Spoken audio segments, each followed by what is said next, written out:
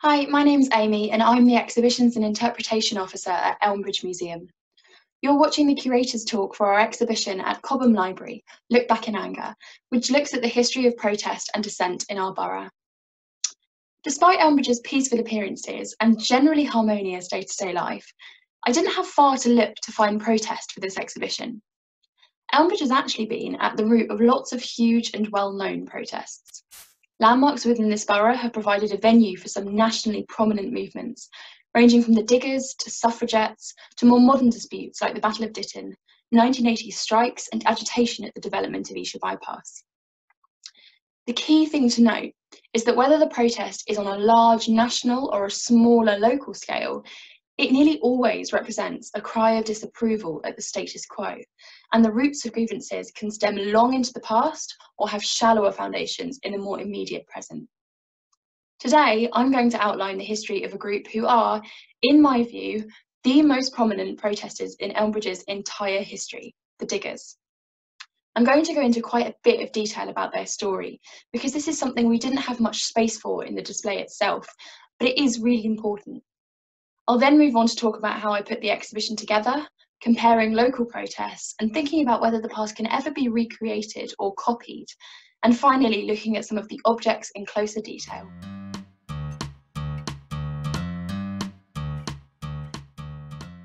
The full story of the Diggers might be familiar. In April 1649, a group of locals led by a man named Gerard Winstanley took to the common land of St George's Hill in Weybridge. They set up a campsite there and started digging the land in preparation for growing crops, effectively starting a commune. The act of digging may not seem particularly drastic, but as will become clear when I explain later, the ideas behind it are still extreme today and were quite literally groundbreaking in the 1600s. Unlike their contemporaries, the diggers believed that men had equal rights to dig the common land and benefit from its produce evenly. A section of Winstanley's writing stated that man had domination given to him over the beasts, birds, and fishes, but not one word was spoken in the beginning that one branch of mankind should rule over another. Now, this basically argues that the earth is a shared resource for everyone. The diggers were sick of the gentry's abuse of tenants and the unfair distribution of land, so that richer members of society had a lot, while labouring classes barely had enough to make ends meet. So they encouraged everybody to reject long-standing social hierarchies and come and join their commune, arguing that poverty, hunger, and oppression could be eliminated if the earth were made a common treasury for all. As you can imagine, the local authorities did not react well, and the diggers were attacked, imprisoned, and eventually dispersed.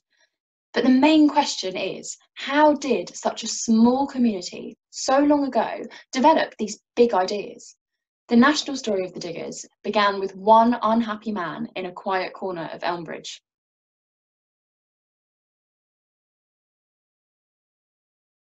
Our story begins in Cobham, where, in December 1643, Susan and Gerard Winstanley had moved from the bustling centre of London. In the 1640s, Cobham was a quiet rural village. It covered two main areas: Street Cobham, which lay on the Portsmouth to London road, and Church Cobham, which was dominated by the medieval Church of St Andrew. In December 1643, the Winstanleys were preparing for their first Christmas at their new home. But unfortunately, the feeling was far from festive. Christmas 1643 was the second of the English Civil War, which started in August 1642 and had held the entire country in its grip ever since. The war had seen Parliament oppose its king, and in turn it had pitted town against town, neighbour against neighbour, and in some cases even father against son. From the beginning, Charles I's reign was a controversial one. His steadfast belief in the divine right of kings resulted in a disastrous personal rule. This meant that for 11 deeply unpopular years, Charles ruled without the input of his Parliament.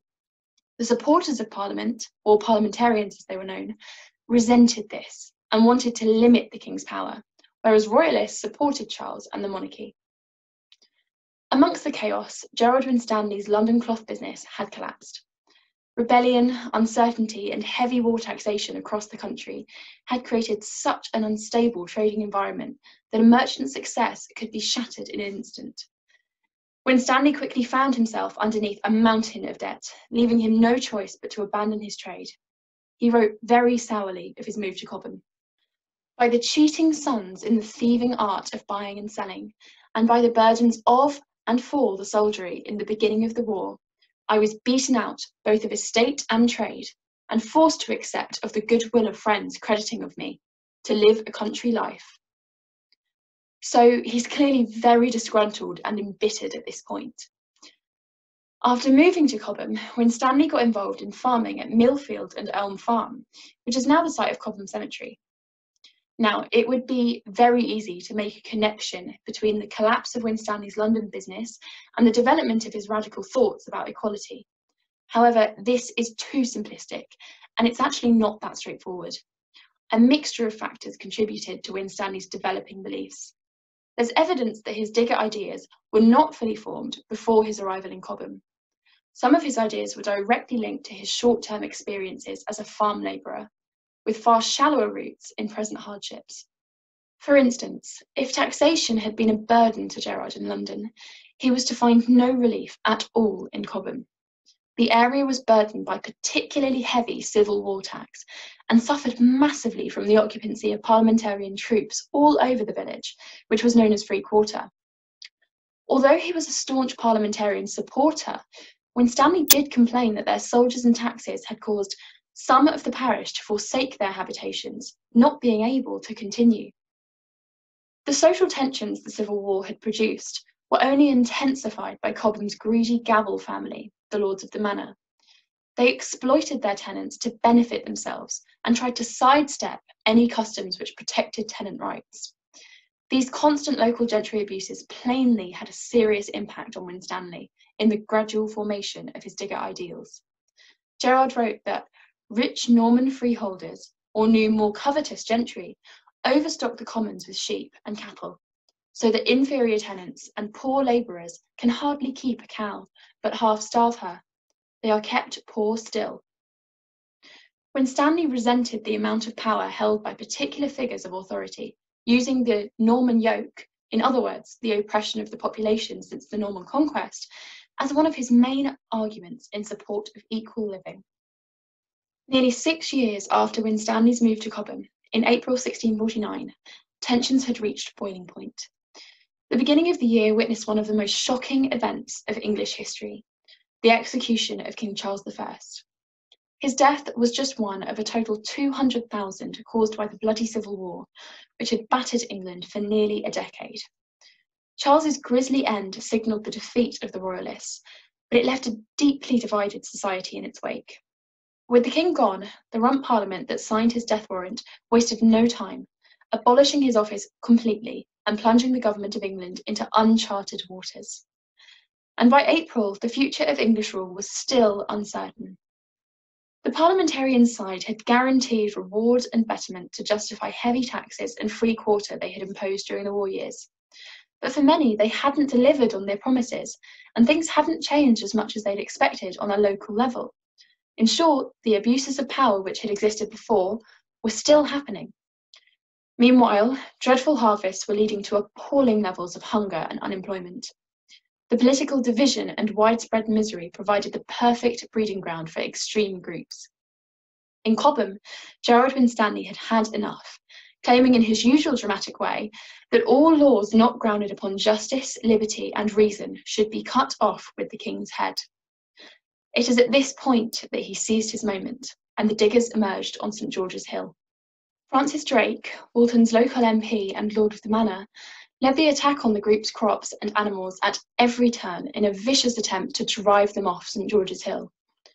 On many occasions, Winstanley and other diggers were taken to St Mary's Church in Walton and reportedly beaten up by a rude multitude.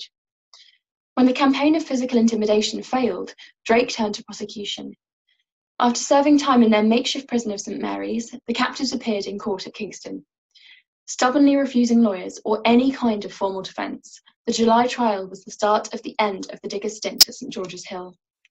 Winstanley interpreted the opposition to the group by famously writing that "freedom is the man that will turn the world upside down, therefore no wonder he hath enemies." This now famous quote effectively implies that the digger cause fighting for true freedom would involve huge upheaval to the current system of hierarchies, so it is little surprise that there were so many opponents to it.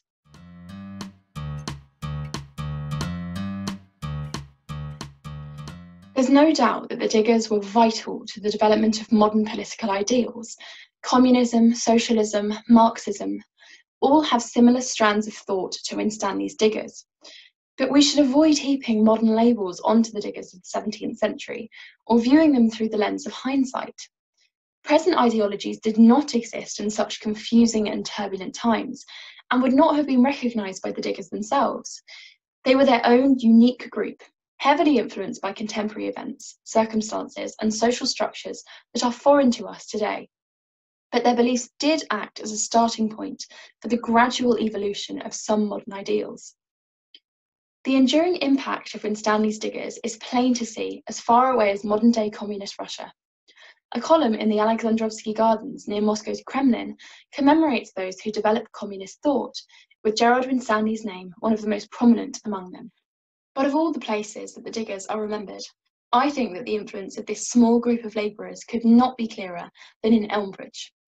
The stone on Cobbett's Hill was carved by Andrew Whittle and unveiled by the Mayor of Elmbridge in 1999 to celebrate the 350th anniversary of the beginning of the digger movement just a few miles down the road. After being driven out of both St George's Hill and Littleheath, attempts to start up a new digger settlement in other counties like Hertfordshire also flopped. Contemporaries, no doubt, viewed the diggers as a dismal failure. Yet the continued prominence of the diggers in local, national, and international memory certainly proves otherwise. While researching Winstanley and his followers for the exhibition, I came upon the Land is Ours movement, which claimed to copy the diggers by occupying land on St George's Hill in April 1999, exactly 350 years later. Comparing this modern movement to the original diggers got me thinking, can history truly ever be recreated? And how similar were the Land is Ours campaigners to their predecessors? Indeed, is it even right to call the diggers their predecessors at all? And how should I compare them in the display? The Land is Ours group protests against access to public land, and in 1999 they made every effort to mimic the diggers. We can learn much about the diggers from this modern protest. They made a so-called digger campsite, memorabilia with Winstanley quotes emblazoned on them, and some even dressed in 17th century costume to begin with. The protest caused similar aggravation amongst locals for whom it was inconvenient, and local authorities once again tried to disperse the group. But it's important to remember the social and political landscapes of the two movements were worlds apart. Virtually everything had changed drastically. While the Land is Ours were protesting for public access to restricted land, the diggers' ideology was much, much more complex and tied to the unique and specific social hierarchies and systems of the time. In any case, the Land is Ours protesters were clearly intensely aware of the historical symbolism of their actions in 1999, and there is still much to learn about the diggers from them. Regardless of your opinion on the authenticity or similarity of the Land is Ours movement to the digger movement, it's clear to see that the diggers heavily influenced some aspects of the Land is Ours campaign, just as historic protests such as the disputes leading to Magna Carta in the 13th century and civil war in the 17th had influenced the diggers. I think this is an important point to remember when looking at protest movements in general. None of these noteworthy events took place inside a historical vacuum, and all to a lesser or greater extent were aware of and influenced by the history of protest before them. I've tried to draw attention to these links in the display by presenting objects of protest by themes, looking at roots, words, and deeds of a selection of different movements, rather than just separating them out.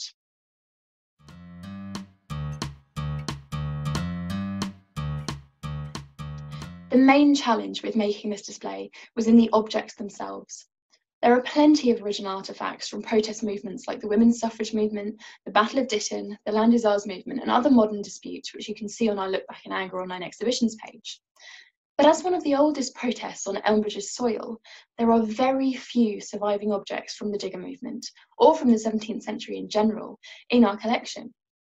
My main priority was figuring out how to get around this. The diggers are so prominent and so important to Elmbridge's history, that I couldn't just leave them out of the display narrative. When faced with situations like this, thinking slightly outside of the box is required. It is still possible to illustrate and paint a fairly full picture of this history with objects that don't directly relate to the diggers.